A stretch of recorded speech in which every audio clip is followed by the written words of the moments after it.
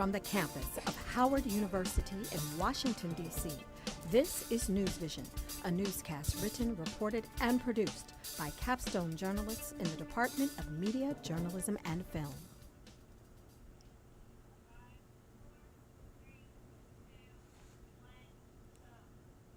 Good afternoon and welcome to our News Vision News Brief. I'm Sydney Stallworth. And I'm Anaya Ray. We're bringing you the latest from Howard University News Vision reporters.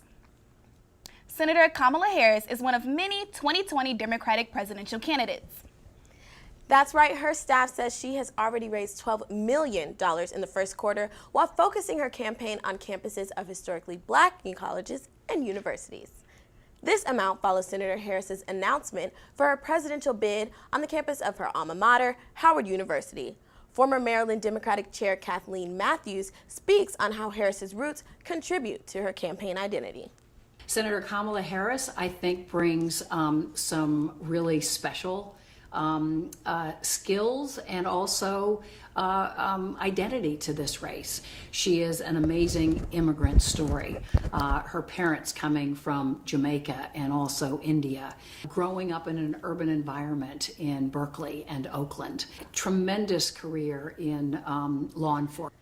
Last night, Senator Harris made headlines during her town hall with CNN as she called for Congress to move forward with impeachment proceedings for President Donald Trump. As the field for the 2020 Democratic presidential nominees widens with 19 people running, many of the candidates have addressed the steep price of pursuing a higher education, begging the question, should college be free? Howard University News Vision's Shawna talked to those who would benefit most from free college and asked them their thoughts. The subject of free college came to the forefront of the 2016 election because of Senator Bernie Sanders. This time around, free college is still a hot topic for 2020 Democratic presidential candidates. I am not for free four-year college for all. And I wish if I was a magic genie and could give that to everyone and we could afford it, I would. Free college continues to be a controversial political topic as many people have differing opinions. Everyone has a right to an education. We have a ton of money. And while I'm not one of the rich ones that would put in a lot into that pot, I would definitely put in some. One college graduate told me how student loan debt can be crippling. It can be challenging, and in my mind, I've accepted the fact that I may never pay them off. Trump has called presidential candidate Bernie Sanders a socialist for his views on issues like free college. In a speech given to Venezuelans in Miami, the president said, "They want to run healthcare, run transportation and finance, run energy, education, run everything." Some students expressed similar views. I think it would give the government too much power in delegating what type of education, who majors in what. According to the Federal Reserve, student loan debt in the United States is at an all-time high of $1.5 trillion, and that number is rising. As of now, it is unclear whether or not free college will be a deciding factor for voters at the polls in the 2020 election.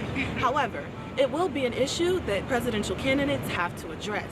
For Howard University News Vision, I'm Shawna.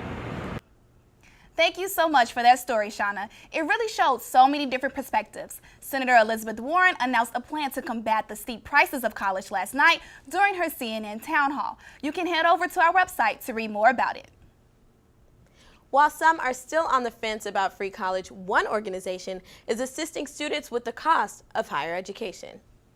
The United Negro College Fund has been committed to increasing the total annual number of African American college graduates through scholarships, fundraisers, and various other programs. UNCF, over a period of 75 years, has made it possible for so many students to go to school because of their wonderful scholarship program. It never would have happened for them had we not had the support of UNCF. The United Negro College Fund continues to provide opportunities for minority students. To learn more about UNCF, head over to their website at uncf.org. Up next, follow our coverage on another college campus regarding affirmative action. Also, find out how college affects the mental health of its students.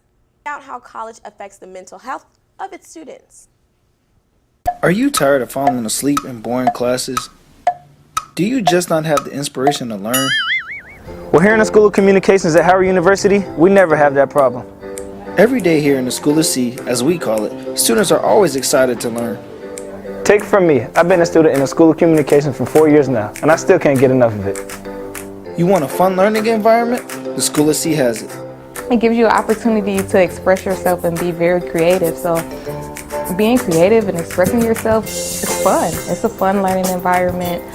Everyone is encouraging and productive, and I enjoy it. I'm excited that I chose to be part of the School of C.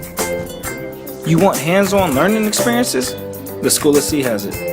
Personally, it's a great hands-on experience that you would have here at Howard University School of Communications. You want career opportunities?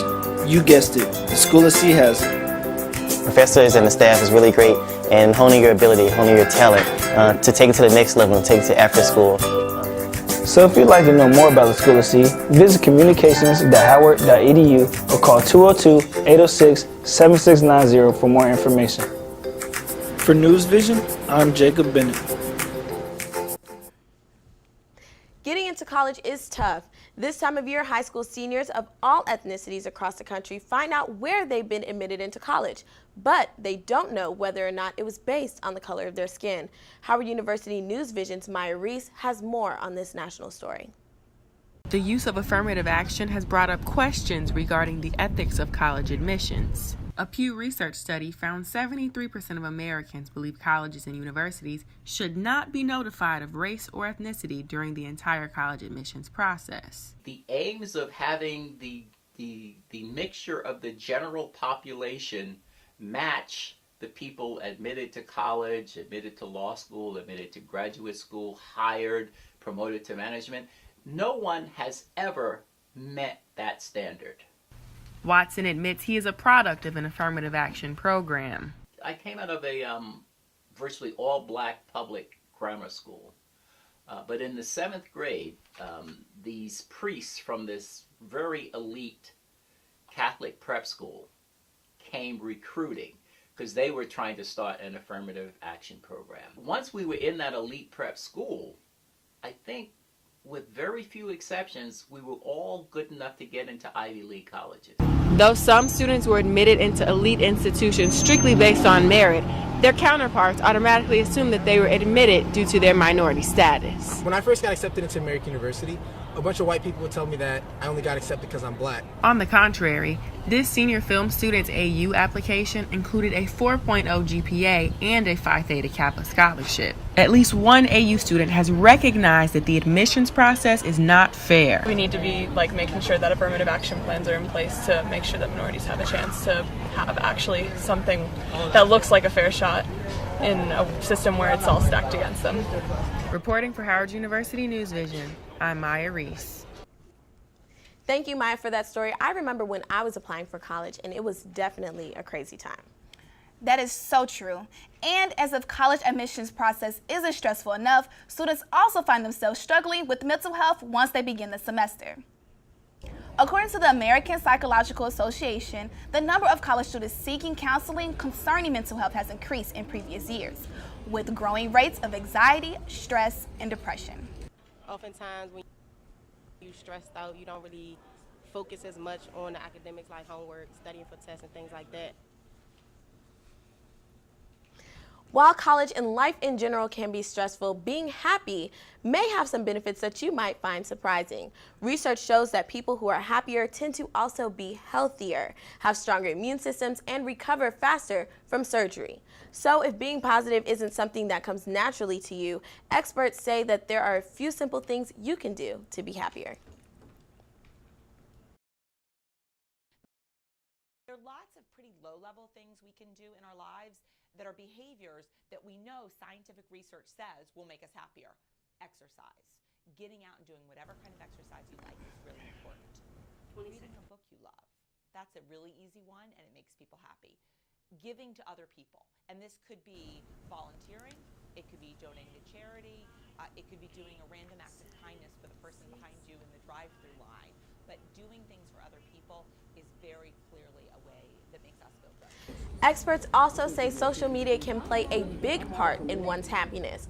Research has shown that when people compare themselves to others based on social media posts, they tend to be less happy. So how does the U.S. measure up? According to the United Nations 2018 World Happiness Report, the United States is the 18th happiest country in the world. Thank you so much for tuning in to our News Vision News Brief. Until next time, I'm Sydney Stallworth. And I'm Anaya Ray. Have a great day.